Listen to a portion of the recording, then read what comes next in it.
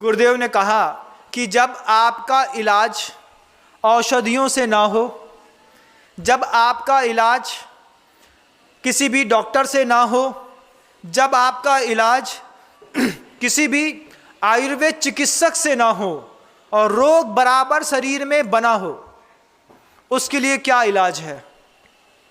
उसके लिए इलाज आचार्य कुंद भगवान ने लिखा है। निरौषधि भी उपयोग में आती हैं बनियो, किसी भी प्रकार की औषधि खाने में नहीं देंगे, किसी भी प्रकार का लेप बाहर लगाने में भी नहीं देंगे, 1 रुपए का खर्चा नहीं है और आपको बीमारी से मुक्त कर दें। ऐसा कोई साधन भी है महाराज? हाँ, ऐसा साधन भी है। ऐसा साधन भी है कि एक भी औषधि नहीं खानी पड़ेगी, किसी भी प्रकार के डॉक्टर के पास नहीं जाना पड़ेगा। सबसे परम चिकित्सक जो हैं, महावैद्य जो हैं सृष्टि के, परम भट्टारक अनंत देव, उन्होंने अपनी देशना में कहा कि अगर आप रोग मुक्त नहीं हो पा रहे हैं, 1000 लाखों दवाइयां खाने के बावजूद, पीठ का, पेट का, सिर का दर्द नहीं जा रहा है, आपको लाख खाने के बावजूद आपकी कब्ज की शिकायत ठीक नहीं हो पा रही है, आपके सारे उपक्रम करने के बाद आपका कैंसर, टीबी ठीक नहीं हो पा रहा है, आप क्या करिए? कुछ सूत्र दिए, 7 साधन बताए। आपका समय होने को आया, आप कभी आगम ग्रंथों में टटोलिएगा, मैं 7 साधन के नाम बता देता हूं। सबसे पहला एक साधन बताया, बिना औषधि के रोग ठीक करने का उपाय गुरुदेव कहते हैं अनशन स्वीकार करो, उपवास। यह भी एक चिकित्सा है, इसमें कुछ खाना नहीं पड़ता, बस किसी चीज को थोड़ा विराम दे देना पड़ता है। इससे क्या होता है, जब आप उपवास करते हैं तब आपके अंदर का पूरा जितना फैट है, जितना कार्बोहाइड्रेट है, जितना प्रोटीन एक्स्ट्रा जमा हुआ है, ये उपवास के दिन रिलीज होकर के एनर्जी में डाइवर्ट हो जाता है। और जब आपके अंदर की कार्बोहाइड्रेट, आपके अंदर का प्रोटीन, आपके अंदर का फैट रिलीज होता है और एनर्जी में डेवलपमेंट होता है, तो उस एनर्जी में बदलने के कारण आपके अंदर के रोग भी धीरे धीरे नष्ट होते चले जाते हैं। एक चिकित्सा रोग की उपवास भी है। महाराज बहुत चेस्ट पेन रहता है, हाथ में दर्द रहता है, सर्वाइकल की प्रॉब्लम है, बहुत ज़्यादा गर्दन दर्द हो रही है, बैठ नहीं पा रहे हैं, उसका भी उपाय है। गुरुदेव कहते हैं उसके लिए अवमौदर्य स्वीकार करिए, आधा पेट खाना खाने की आदत डाल लीजिए, आपकी पूरी फिजिक का सर्वाइकल अपने आप ठीक हो जाएगा। आधा पेट सहन नहीं होता महाराज जी, तो फिर दर्द होगी। जब आपको पता चले कि 40 की उम्र के बाद आपकी फिजिक में वायु विकार बहुत ज़्यादा बढ़ने लगा है, जब आपको बहुत ज़्यादा गैस्ट्रिक प्रॉब्लम रहती है, हार्ट स्ट्रोक लगता है, आपके हाथ में, दाएं बाएं हाथ में दर्द रहता है, आपकी जांघ मूवमेंट लेना बंद कर दिया है, उसके लिए गुरुदेव ने कहा क्या करें हम? पेट से आधा भोजन, आधा पानी पीजिए, आधा भोजन कीजिए, दुगना पानी पीव, तीजो श्रम चौथी हंसी, वर्ष 125 जीव। भोजन आधा पेट कर दीजिए, लेकिन हम ठूस ठूस के कहाँ तक? यहाँ तक भर जाए, अभी थोड़ा जगह है एक रसगुल्ला खाने की और दे दो, खा लिया।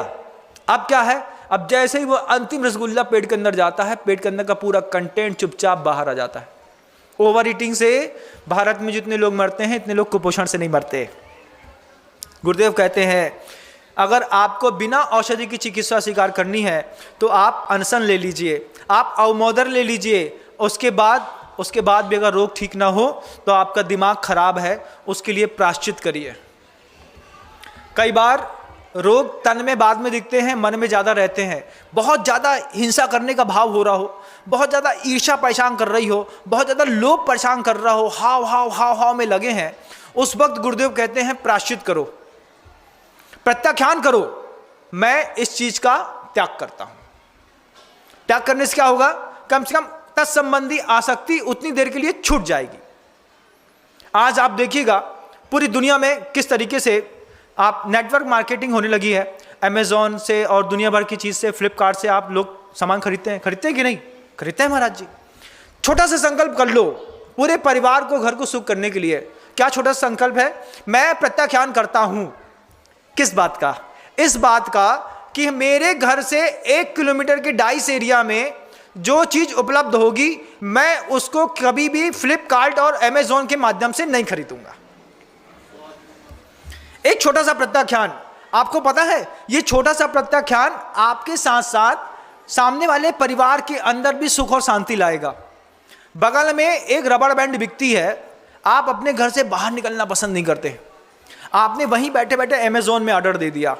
आप अगर ये प्रत्याख्यान कर लें कि हम अपने डाइस एरिया में जहाँ भी रहते हैं 1 किलोमीटर तक जो भी चीज़ दुकान में उपलब्ध है उसको हम ई ऑर्डर से के माध्यम से नहीं बुलवाएंगे, इससे कई व्यापारी बच जाएंगे, कई लोगों का घर बच जाएगा और आपकी मानसिकता स्वस्थ हो जाएगी। और थोड़ा घर से बाहर निकलोगे, धूप लगेगी तो थोड़ी त्वचा के विकार भी खत्म हो जाएंगे। बंधुओं, बहुत सारी चीज़ें मिलती हैं, बस सोच समझ की बात है। तो आप अनशन ले लीजिए, आप अवमोदन ले लीजिए, आप प्रत्याख्यान कर लीजिए, आप प्रायश्चित कर लीजिए, आप थोड़ा सा कायक्लेश कर लीजिए। कायक्लेश कहते हैं फिजिकल एक्टिविटीज़ को। अब 24 घंटे एसी के नीचे बैठा हुआ व्यक्ति, फिजिक तो खराब होगी, थोड़ा सा फिजिकल वर्क कर लें, ऊपर नीचे आगे पीछे 8 किलोमीटर दौड़ने की आदत बना लें, 6 किलोमीटर, 40 के बाद 6 किलोमीटर रोज रनिंग करनी है। कभी भी हार्ट में स्टंट डालने की जरूरत नहीं पड़ेगी। छोटा सा काम था कायक्लेश का कि इतना पसीना बहाएंगे कि पूरा का पूरा शरीर पसीने से तरबतर दिन में कम से कम 1 बार हो जाए। लेकिन पसीना आते ही साथ उसमें बैड स्मेल आती है, क्योंकि बैड खाते हैं तो स्मेल भी बैड आती है, वो सहन नहीं होती तो डीओ लगा लेते हैं। कई लोग तो ऐसे हैं कि नहाते ही नहीं हैं, अभी ठंडी आ रही है, अब 4-5 दिन में नहा लेंगे, हो जाता है। लेकिन इससे आपका शरीर बिगड़ता है बंधु। थोड़ा कायक्लेश भी हो और उसके साथ गुरुदेव कहते हैं थोड़ा सा स्वाध्याय भी हो।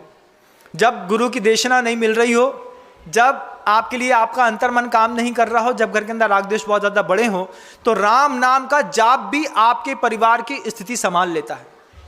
सामूहिक मंत्र जाप का नियम ले लो कि हम स्वाध्याय नहीं कर पाएंगे, कोई बात नहीं, हम घर के प्रत्येक सदस्य बैठ करके कमरे के अंदर सबका बैठना 7 बजे 8 बजे अनिवार्य है। और बड़े बाबा के नाम की 3 माला का नियम ले लो।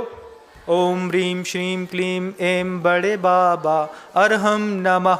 इस नाम की जाप की माला का नियम ले लो। क्या करना है? मुश्किल से 12 मिनट लगने हैं 3 माला फेरने का, लेकिन एकता को ताकत मिल जाएगी। पूरा परिवार एक समय पर एक स्थान पर एकत्रित हो जाएगा। हमारे घर का नियम है कि हमारे परिवार में प्रत्येक सदस्य जब तक 3 बड़े बाबा की जाप नहीं दे देता है, माला नहीं फेर लेता है, तब तक हम लोग कोई नहीं सोते हैं। रात में 10 बजे संयोजना बनाओ, लेकिन घर के अंदर इस बात की संयोजना बनाओ कि हम अपने परिवार में नियम लेते हैं, जब तक 3 माला हम अपने परिवार में सामूहिक रूप से नहीं फेर लेंगे तब तक हम